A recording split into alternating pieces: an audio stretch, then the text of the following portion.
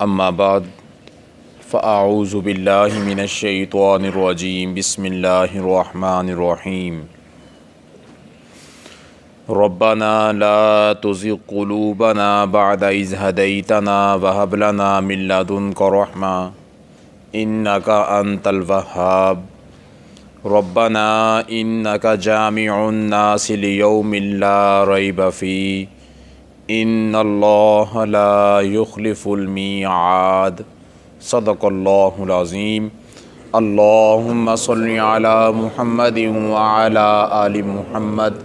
کما صلیت علی ابراہیم وعلی آل ابراہیم انک حمید مجید اللہم بارک علی محمد وعلی آل محمد کما بارکت علی ابراہیم وعلی آل ابراہیم انک حمید مجید۔ سامعین محترم، قابل قدر بھائیوں، دوستوں اور بزرگوں،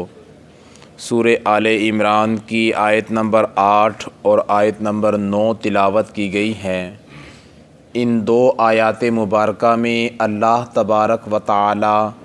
راسخین فی العلم کی دو دعاؤں کا تذکرہ فرما رہے ہیں۔ گزشتہ آیات مبارکہ میں ذکر کیا گیا تھا کہ جو اللہ تبارک و تعالی کا علم حاصل کرنے والے ہیں اور علم میں پختہ کار لوگ ہیں،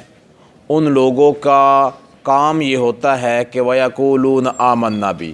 ان کا کام یہ ہے کہ وہ اللہ تبارک و تعالی کی ہر آیت کے بارے میں جس کی تحقیق ان کو سمجھ میں نہیں آتی، فرماتے ہیں کہ آمنا بھی، ہم اس پر ایمان لے کر آ گئے، اس پر چون چرا نہیں کرتے، کیلو کال نہیں کرتے، سوال اور اعتراض اس کے اوپر نہیں کرتے۔ اب آگے ان کی دعا ذکر کی گئی ہے، وہ کہتے ہیں ربنا لا تزغ قلوبنا، اے ہمارے رب لا تزغ قلوبنا، ہمارے دل کو ٹیڑھا مت کر، بعد اذ ہدیتنا، ہمیں ہدایت دینے کے بعد۔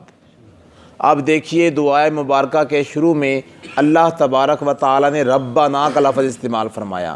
کہ اہل علم جو لوگ ہیں ان کی دعا میں ربنا ہوتا ہے، اے ہمارے پالنہار، اے ہمارے رب، اس لیے کہ ربنا کا جو لفظ ہے اس میں بڑی محبت چھپی ہوئی ہے اس کے اندر۔ اور اللہ تبارک و تعالی نے قرآن مجید میں 25 انبیاء کرام علیہم الصلاۃ والسلام کی دعاؤں کا تذکرہ کیا ہے، اور ہر نبی کی دعا میں ربنا کا لفظ استعمال کیا گیا۔ ربنا ظلمنا انفسنا، حضرت آدم علیہ السلام کی دعا میں، اکثر دعاؤں میں ربنا کا لفظ استعمال کیا گیا ہے۔ اور قرآن کی ابتدا میں بھی الحمدللہ رب العالمین، کہ تمام جہانوں کا جو رب ہے۔ اور اسی طرح قرآن مجید کی اختتام پر قل اعوذ برب الناس، وہاں پر بھی رب کا لفظ استعمال کیا گیا ہے۔ قرآن مجید کی جو سب سے پہلی آیت مبارکہ نازل ہوئی اقرأ بسم ربک الذی، وہاں پر بھی ربوبیت کو بتایا گیا، ربوبیت کو سمجھایا گیا وہاں پر بھی۔ اور اسی طرح جو ان سے ہے انسان سے جب عالم ارواح میں اللہ رب العزت نے وعدہ لیا تھا الست بربکم، کیا میں تمہارا رب نہیں ہوں، وہاں پر بھی ربوبیت کا اقرار کروایا گیا تھا۔ اور انسان کو اللہ تبارک و تعالی جب قبر تک پہنچائے گے اور وہاں پر بھی سب سے پہلا سوال ہی ربوبیت کا ہے، مر ربو کا، تیرا رب کون ہے تیرا۔ تو اس بات کو سمجھانے کے لیے اللہ تبارک و تعالیٰ قرآن مجید میں بار بار رب کا لفظ استعمال کرتے ہیں۔ رب کا معنی ہے پالنہار، اور رب علماء فرماتے ہیں کہ اس ذات کو کہتے ہیں جو کسی کی پرورش کرے آہستہ آہستہ، درجہ بدرجہ، رفتہ برفتہ، اور اس کو درجہ کمال تک پہنچا دے، اور جس کی پرورش کر رہا ہے اس کو پتہ ہی نہ چلے کہ اس کی پرورش کیسے ہو رہی ہے، اس کی جو سی ہے بڑھوتری کیسے ہو رہی ہے، اس کو پتہ ہی نہ چلے۔ درخت، پھول، پودے یہ ہر روز بڑھتے ہیں، اسی طرح علماء نے لکھا ہے کہ انسان بھی ہر روز بڑھتا ہے، انسان کو پتہ ہی نہیں چلتا۔ انسان یہ نہیں کہتا میں کل بچہ تھا اور آج جوان ہو گیا ہوں، نہیں، ہر روز آہستہ آہستہ، رفتہ رفتہ اللہ بڑھا رہے ہیں، اور انسان کو پتہ بھی نہیں چلتا۔ انسان بچپن سے لڑکپن سے جوانی، اور جوانی سے بڑھاپے کی طرف چلا جاتا ہے انسان، اور آہستہ آہستہ انسان موت کے قریب چلا جاتا ہے۔ انسان کو اس بات کی خبر بھی نہیں ہوتی انسان کو۔ تو بہرحال فرمایا کہ یہ کام کرنے والی ذات رب کی ذات ہے، اور وہ اللہ رب العزت کی ذات ہے۔ فرمایا ربنا، اہل علم کی دعا میں ہوتا ہے لا تزغ قلوبنا، اے اللہ ہمارے دلوں کو نہ ٹیڑھا کرنا، بعد اذ ہدیتنا، ہدایت دینے کے بعد۔ علماء نے لکھا ہے کہ ہدایت ملنے کے بعد انسان کے سب سے بڑے دو کام ہوتے ہیں۔ دنیا کے اندر ایمان اگر اللہ نے کسی کو دے دیا تو دو کام اس کے لیے بہت ضروری ہے۔ پہلا تو کام یہ کہ ایمان کے اوپر استقامت، ثابت قدمی، اور دوسرا کام یہ ہے کہ خاتمہ بالایمان۔ یہ دو کام انسان کے لیے بہت اہم اور ضروری ہے۔ اور علماء نے لکھا ہے 6 طریقے ایسے ہیں کہ جس سے انسان کا خاتمہ ایمان پر ہوتا ہے،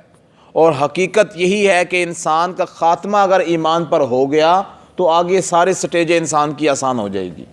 اگر انسان کے خاتمے کے وقت پاؤں لڑکھڑا گئے، اللہ تعالی ہم سب کی حفاظت فرمائے، موت کے وقت جس وقت نزع کا عالم ہوتا ہے اور سختی کا عالم ہوتا ہے، اللہ تعالی ہمیں اس وقت ثابت قدم رہنے کی توفیق عطا فرمائے اور ایمان کے ساتھ رہنے کی توفیق عطا فرمائے۔ بلکہ حدیث مبارکہ میں آتا ہے، اس کا مفہوم ہے کہ جس وقت انسان کو موت آتی ہے تو اس وقت انسان کو پیاس لگنا ایک طبی چیز ہے، انسان کی ایک قدرتی طور پہ طبی طور پہ انسان کو پیاس بڑی لگتی ہے، چاہے سردی ہو یا گرمی ہو، اور اس پیاس کی شدت کے عالم میں شیطان انسان کے سامنے آ جاتا ہے اور اس کے ہاتھ میں پیالہ بھرا ہوا پانی کا ہوتا ہے اور وہ ایسے آگے کرتا ہے وہ، اور جو انسان ہوتا ہے وہ جس پیالے کو دیکھ کے اس کی طرف لپکتا ہے، وہ کہتا ہے یہ چاہیے تمہیں پانی، جب اس کی جان نکل رہی ہوتی ہے اور اس کی اوپر پیاس کا پہاڑ ٹوٹ رہا ہوتا ہے۔ اور ایک حدیث مبارکہ میں آتا ہے کہ اگر اس کو پانی کا سمندر ہی پلا دے پھر بھی پانی اس کی پیاس نہ بجھے، اور اس وقت جب پیالہ آگے کرتا ہے شیطان تو وہ کہتا ہے کہ ہاں مجھے یہ پیالہ چاہیے۔ اس نے کہا ایک کام کر دو، اس وقت کلمہ کفر کہتا ہے کہ اللہ کا انکار کر دو، یا کوئی اور کلمہ کہتا ہے ایک کام کر دو، میرا یہ پیالہ تمہارا ہے۔ اور جو انسان ایمان پر نہیں ہوتا، جس نے زندگی ایمان والی نہیں گزاری ہوتی، ساری زندگی سود کھاتے گزر گئی، ساری زندگی حرام خوری کرتے گزر گئی، تو اس کو ایمان کی دولت اللہ تبارک و تعالیٰ مرتے وقت چھین لیتے ہیں، وہ پیالہ لے لیتا ہے پانی کو اور ایمان بیچ دیتا ہے اپنا۔ تو علماء نے لکھا ہے کہ 6 طریقے ایسے ہیں کہ جن کے اختیار کرنے کی وجہ سے اللہ تبارک و تعالیٰ انسان کا خاتمہ بالایمان فرماتے ہیں۔ ان میں سب سے پہلا طریقہ یہ ہے کہ انسان اپنی دعاؤں کے اندر اس دعا کو شامل کرے، ربنا لا تزغ قلوبنا بعد اذ ہدیتنا وہب لنا من لدنک رحمہ انک انت الوہاب۔ یہ دعا اپنی دعاؤں میں جو بندہ شامل کرے گا اس کا خاتمہ ایمان پر ہوگا۔ دوسرا ایمان پر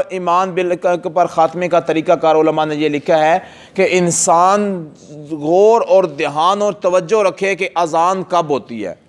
اذان کا جواب دے، اور اذان کے جواب کے بعد جو اذان کے بعد والی دعا ہے وہ دعا کا جو اہتمام رکھے گا اس کا خاتمہ ایمان پر ہوگا۔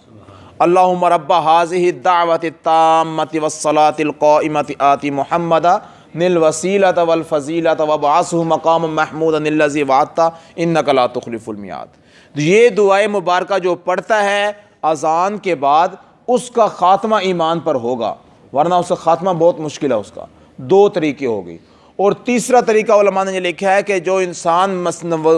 نماز سے پہلے وضو کرے اور وضو میں مسواک کا استعمال کرتا ہو، مسواک کا استعمال، اس کے بارے میں آپ صلی اللہ علیہ وسلم فرمایا مسواک کے 70 فائدے ہیں، جن میں سے کم درجہ یہ ہے کہ اللہ تعالیٰ اس کا خاتمہ ایمان پہ فرماتے ہیں۔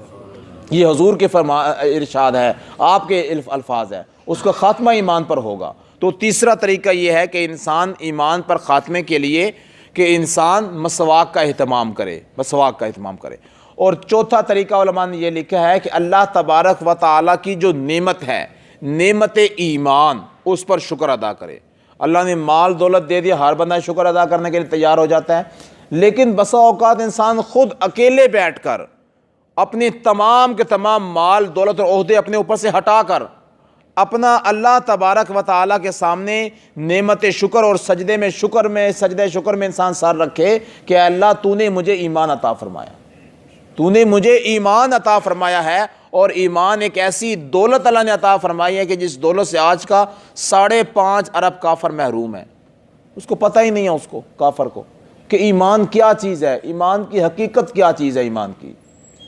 حکیم اختر صاحب رحمہ اللہ تعالیٰ کراچی میں ایک بہت بڑے پیر گزرے ہیں، ابھی فوت ہوئے 5-6 سال پہلے، تو وہ کہتے تھے کہ اگر کافروں کو پتہ لگ جائے کہ اہل ایمان کے دل میں جو ایمان ہے اس میں کتنی طمانینت اور کتنا سکون ہے، تو وہ چھریوں اور چاقو لے کے تمہارے سینوں کو چیر کر اس کے اندر سے وہ سکون نکال لے، وہ ایمان کا سکون جو ان سے ہے، اطمینان وہ نکال لے تمہارے اندر۔ ان کو اس بات کی خبر نہیں ہے اس کے اندر کہ ایمان کے اندر اللہ نے کتنے بڑا سکون چھپا رکھا ہے، اللہ تعالیٰ نے کتنا اطمینان اللہ نے چھپا رکھا ہے اس کے اندر۔ تو نعمت ایمان پر جو شکر ہے یہ بھی انسان کو جو ان سے ہے ایمان پر خاتمے کا سبب بن جاتا ہے۔ اور پانچواں طریقہ علماء نے یہ لکھا ہے کہ جو انسان اپنی نظر کی حفاظت کرے، بد نظری سے پرہیز کرنا، یہ بھی انسان کا خاتمہ ایمان پہ کر دیتا ہے۔ انسان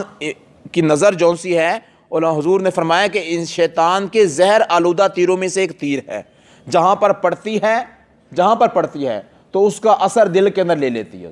اور آپ نے فرمایا کہ جو انسان اپنی نظر کی حفاظت نہیں کر سکتا وہ اپنے ایمان کی حفاظت بھی نہیں کر سکتا۔ آج بد نظری سے بچنا بہت مشکل ہو چکا ہے، یہ جگہ جگہ پہ، اخباروں پہ، موبائل پر، اور بڑے بڑے بورڈ لگے ہوتے ہیں، وہاں پر برہنہ عورتوں کی تصویریں لگی ہوئی ہے۔ کوئی انسان چیز خریدنے چلا جاتا ہے دکان پہ، بسکٹ کے ڈبے پر، ٹافی کے اوپر، ہر جگہ پہ جو یہ چیز لگا رکھی ہے، ہر جگہ پہ۔ اور باقی انسان کا یا دنیا کے اندر عورتوں سے اختلاط اتنا ہو چکا ہے کہ دائیں بائیں آگے پیچھے چلتے پھرتے، دفتروں میں، بینکوں میں، ہر جگہ پہ جو سے اس نے عورت گھسا دی انگریز نے۔ تو یہ کیا چیز ہے؟ یہ انسان کے ایمان کو خراب کرنے والی چیز ہے،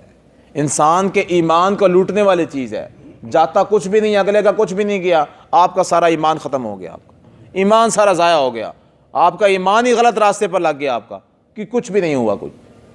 تو میرے محترم، انسان جو نظر ہے، نظر اس کی حفاظت کرے۔ بد نظری سے پرہیز کرنا یہ انسان کا ایمان پر خاتمہ کرتا ہے، اور جو انسان بد نظری کرتا ہے اس کا ایمان پہ خاتمے کی کوئی گارنٹی نہیں ہے، اس کی کوئی گارنٹی نہیں ہے۔ اور چھٹی اور آخری چیز علماء نے یہ لکھی ہے کہ جو انسان نیک لوگوں کی صحبت میں بیٹھتا ہے، علماء دیندار لوگوں کی صحبت میں بیٹھتا ہے، اس کا خاتمہ بھی اللہ تبارک و تعالیٰ ایمان پہ فرماتے ہیں،